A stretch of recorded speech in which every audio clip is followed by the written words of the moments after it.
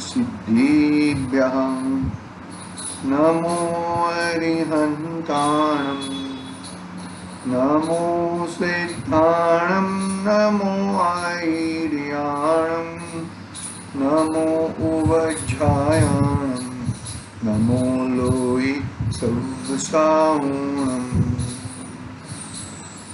मंगलमय मंगलकरन्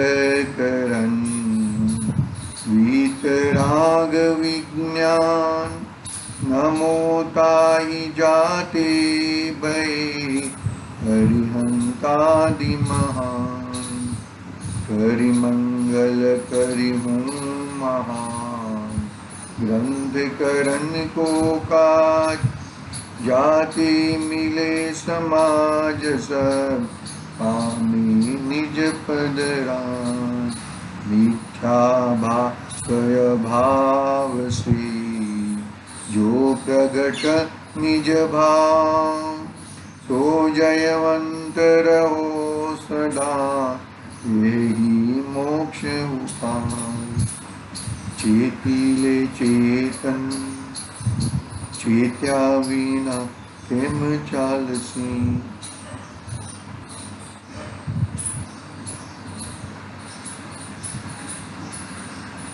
आज श्री मोक्ष मार्ग प्रकाशक नामक महान ग्रंथ अपने सामने विराजमान है।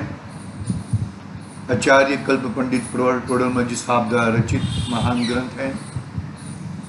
दूसरा अधिकार चल रहा है संसार अवस्था। संसार अवस्था का यदि हम दूसरी बात करें तो दुखों की अवस्था, जहां पे सुख नहीं है ऐसी अवस्था, और ये उल्टी मान्यता से वहां पे सुख ढूंढ रहा है उसकी अवस्था। गाड़ी वाड़ी लाड़ी होने से मैं सुखी हूं, वो अवस्था। शरीर के इंद्रियां शिथिल होती है उसकी अवस्था।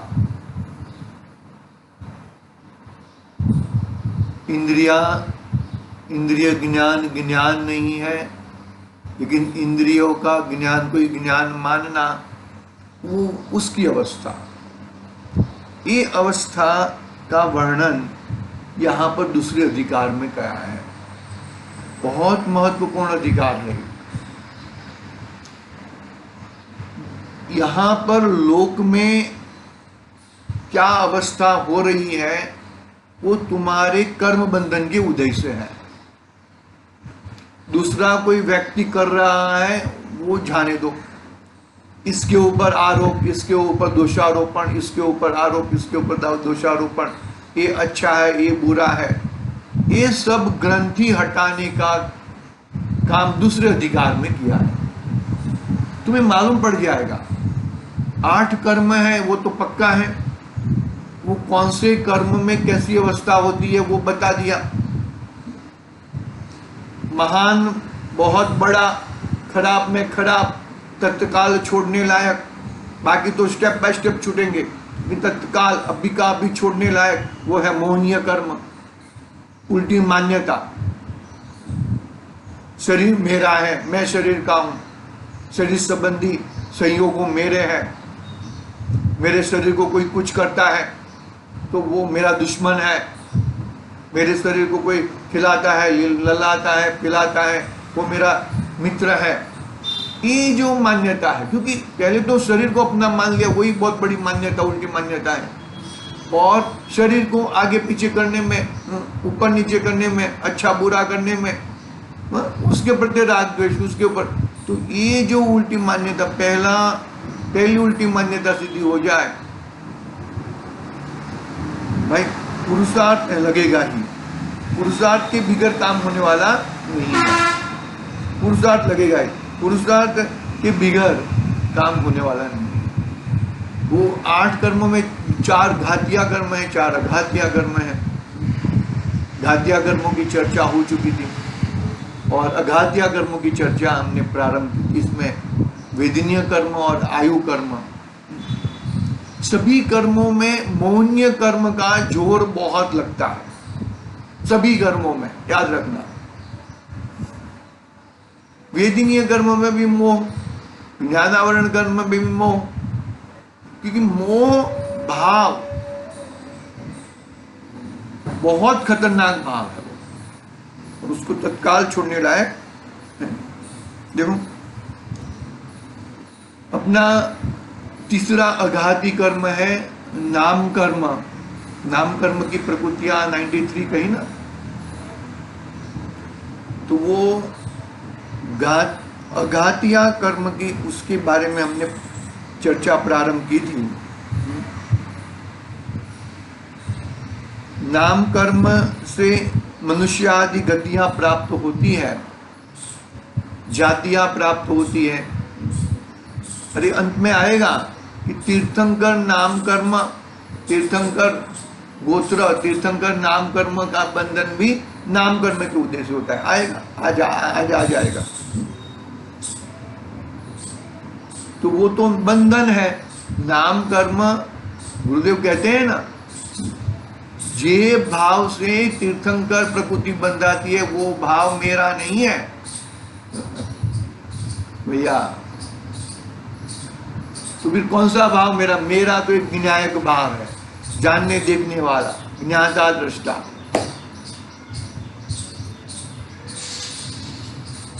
बहुत पुरुषार्थ लगता है ये सब बातें पचाने में। बोलने में तो पोपट की माफक बोल सकते हैं, लेकिन पचाने में बहुत तत्व। देखो, गुरुदेव का ही बोल है, तत्व जो ये अपने को तत्व मिला है ना, तो पुण्याधीन है। तत्व समझ में आना वो क्षोक्षमाधीन है, और तत्व पचाना पुरुषार्थ के अधीन है। यही मैं हूं, यानी कि जीव तत्व ही मैं हूं, वो पचाना पुरुषार्थ के अधीन है। जीव अजीव, पुद्गल, धर्म अधर्म, आकाश काल, जीव पुद्गल धर्म अधर्म, छह द्रव्य है ना, 7 तत्व है, 9 पदार्थ है। इसमें मैं जीव तत्व हूं, वो समझ में आ जाए, वो समझ में आ जाए क्षोक्षम ज्ञान से। लेकिन उस रूप अनुभव करना वो पुरुषार्थ है।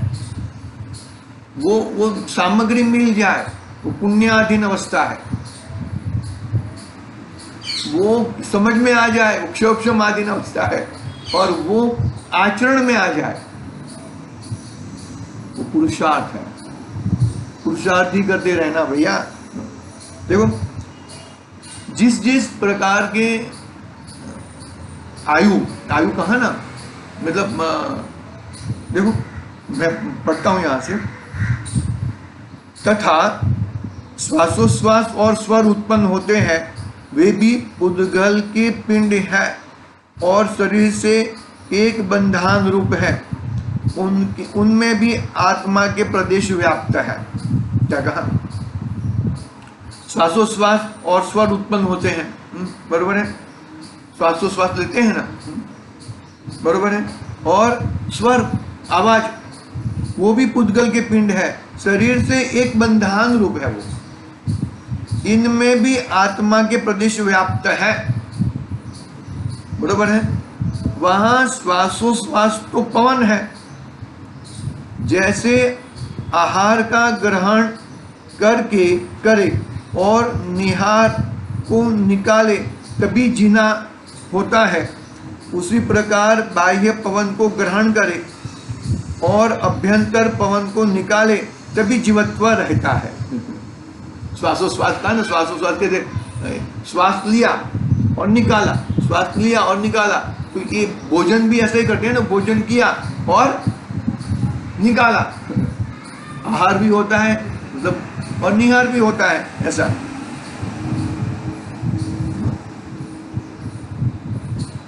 उसको जीवित जीवितव्य कहा। देखो ये 10 प्राण रूप संसार अवस्था की बात चल रही है। जीवत्व शक्ति अलग है, ये जीता है वो अलग है। जीव जीता है जीवत्व शक्ति से, 10 प्राणों से नहीं। इस संसार अवस्था का वर्णन है, इसके लिए ये बात बताई। बैलेंस करके चलना पड़ेगा भैया।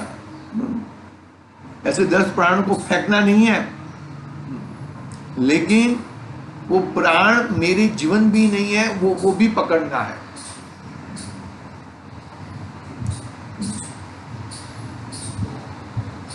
उसी प्रकार बाह्य पवन को ग्रहण करे और अभ्यंतर पवन को निकाले, तभी जीवत्व रहता है।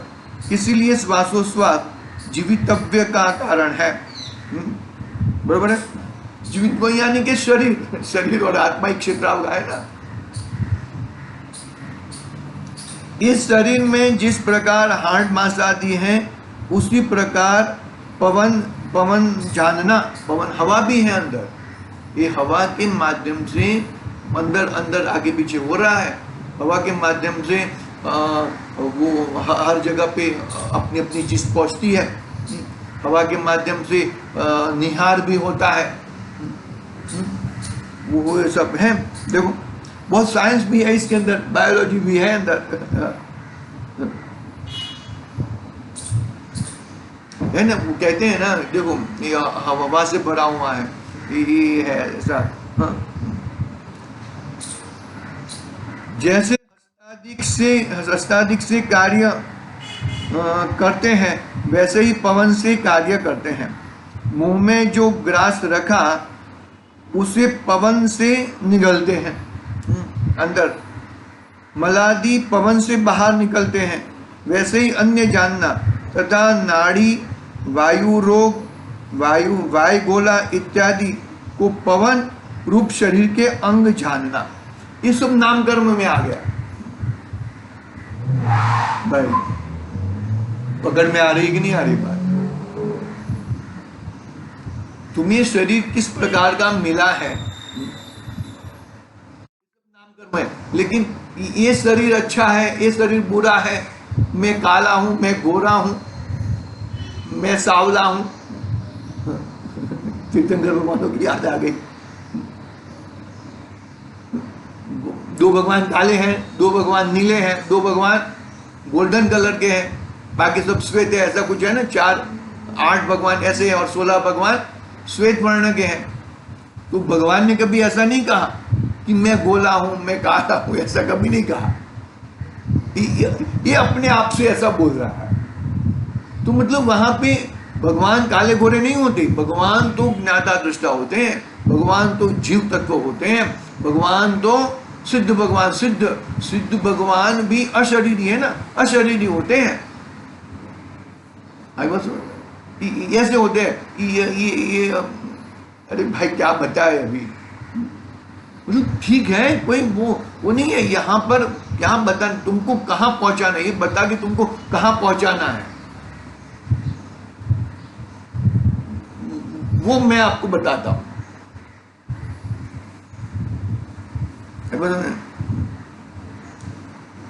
अब नहीं हो कि गैस हो जाता है, वो हो गया है, गैस हो जाए, फिर वो एसिडिटी की गोली खिलाते हैं।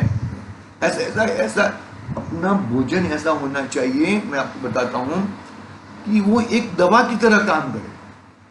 भोजन ऐसा होना चाहिए अपना। ये सब गैस हो गया, वो हो गया, वो सब के भाड़-कूट में वो दवाई मेडिसिन लेके और पाप करना बहुत गड़बड़ वाली बात है, बहुत गड़बड़ वाली बात है। स्वर है वह शब्द है। सो जैसे वीणा की तांत को हिलाने पर भाषा रूप होने योग्य जो उद्गल स्कंद है, वे साक्षर और अनक्षर शब्द रूप परिणमित होते हैं। सो जैसे वीणा की तांत को हिलाने पर भाषा रूप होने योग्य जो उद्गल स्कंद है, वे साक्षर और अनक्षर शब्द रूप परिणमित होते हैं, उसी प्रकार तालु, होठ इत्यादि अंगों को हिलाने पर भाषा पर्याप्ति के ग्रहण किए गए जो उद्गल स्कंद है, वे साक्षर या अनक्षर शब्द रूप परिणमित होते हैं।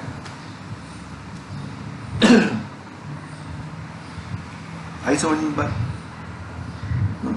स्वर है वह शब्द है, सो जैसे वीणा की तान को हिलाने पर भाषा रूप होने योग्य जो पुद्गल स्कंध है वे साक्षर या अनक्षर शब्द रूप परिणमित होते हैं, उसी प्रकार तालु, होठ इत्यादि अंगों को हिलाने पर जो भाषा पर्याप्ति में ग्रहण किए गए जो पुद्गल स्कंध है वे साक्षर या अनक्षर शब्द रूप परिणमित होते हैं।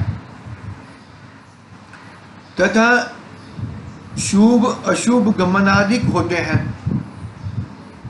वहां ऐसा जानना कि जैसे दो पुरुषों को एक दंडी बेड़ी है, वहां एक पुरुष गमनादि करना चाहे और दूसरा गमनादि करे तो गमनादि कर सकता है। दोनों में एक बैठा रहे तो गमनादि नहीं हो सकता, तथा दोनों में एक बलवान हो तो दूसरे को घिसट के ले जाए। उसी प्रकार आत्मा और शरीर का, आत्मा के और शरीरादिक रूप पुद्गल के एक क्षेत्रावगाह बंधन है। क्या कह दिया? आत्मा कैसा दो व्यक्ति को पैर से बांध दिया है, तो दोनों साथ में चलेंगे तो चल पाएंगे, लेकिन दोनों साथ में नहीं चलेंगे तो एक बैठ जाएगा तो दूसरा नहीं चल पाएगा। वो जोड़िया बालक आ जाते हैं ना।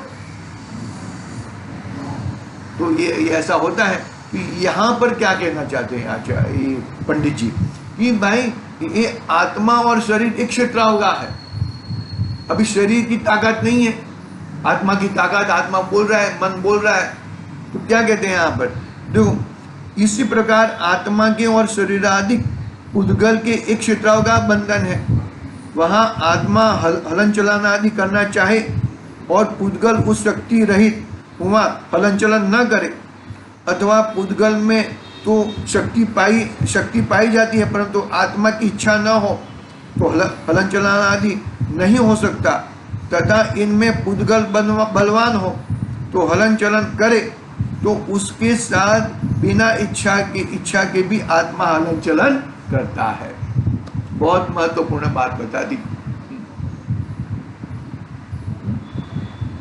आत्मा की इच्छा नहीं है लेकिन जाना पड़ता है कोई रिश्ता निभाने के लिए, कोई कुछ करने के लिए।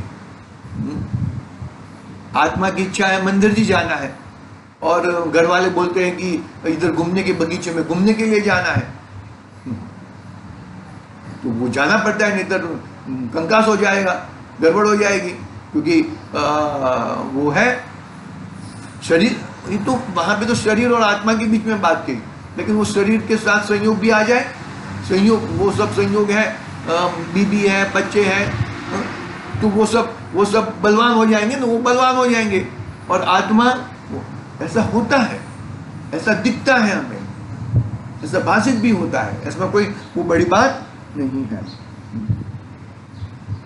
देखो, हाँ देखो वापिस मैं पढ़ता हूं। उसी प्रकार आत्मा के और शरीरादि रूप पुद्गल के एक क्षेत्रावगाह रूप बंधन है। वहां आत्मा हलन चलन आदि करना चाहे और पुद्गल उस शक्ति से रहित हुआ हलन चलन न करे। वो देखा ना, मेरू पर्वत मतलब पूरे 3 लोग को उल्टा करने की शक्ति किसमें है? सौधर्म इंद्रम ईश्वर। शरीर में इतनी ताकत है, लेकिन उनकी आत्मा में ऐसा भाव ही नहीं आता। और वो कोई यहाँ पर माँ बैठी है और ये माँ को उड़ाना चाहता है, आत्मा में ऐसा कि माँ को उड़ जाए, लेकिन शरीर में ऐसी ताकत नहीं है कि भाई माँ को उड़ा सके, ऐसी भी शरीर की अवस्था हो जाती है। अब समझ में? तो ये ऐसी पुद्गल और अथवा पुद्गल में तो शक्ति पाई जाती है, परंतु आत्मा की इच्छा ना हो तो हलन चलन आदि नहीं हो सकते। तथा इनमें पुद्गल बलवान हो यानी कि शरीर के साथ संयोग, वो सब ले लेना। पुद्गल बलवान होकर हलन चलन करे तो उसके साथ बिना इच्छा के भी आत्मा हलन चलन करता है। इस प्रकार हलन चलन आदि क्रिया होती है तथा इसके अपयश आदि बाह्य निमित्त बनते हैं। इस प्रकार ये कार्य उत्पन्न होते हैं, उनसे मोह के अनुसार आत्मा सुखी दुखी भी होता है। उसके अपश आदि बाह्य निमित्त बनते हैं, उस प्रकार एक कार्य उत्पन्न होते हैं, उनसे मोह के अनुसार आत्मा सुखी दुखी होता है। देखो मोह की बात आ गई। दरेक कर्म में मोह गर्भित हो गया है, सब में मोह जुड़ गया है। ऐसे नाम कर्म के उदय से स्वमेव नाना प्रकार रचना होती है, अन्य कोई करने वाला नहीं है, तथा तीर्थंकर आदि प्रकृति यहाँ है, तीर्थंकर आदि प्रकृति यहाँ है ही नहीं। ऐसे नाम कर्म के उदय से स्वयं नाना प्रकार की रचना होती है, अन्य कोई करने वाला नहीं, तथा तीर्थंकर आदि प्रकृति यहाँ है ही नहीं। इस तरह की बात यहाँ पर हुई है। आगे की बात गोत्र कर्म के अभी एक ही कर्म बचा है, अंतिम मतलब कल के पूरा हो जाएगा यह अध्याय। देखो लास्ट अंतिम में क्या, हाँ देखो यहाँ पर तीर्थंकर आदि प्रकृति यहाँ है ही नहीं, यानी कि क्या कहा कि इस समय में ये काल में, यानी कि जो चतुर्थ काल में पंचम काल है ना, पंचम काल में ये काल में यहाँ पर तीर्थंकर आदि की प्रकृति बनती नहीं है।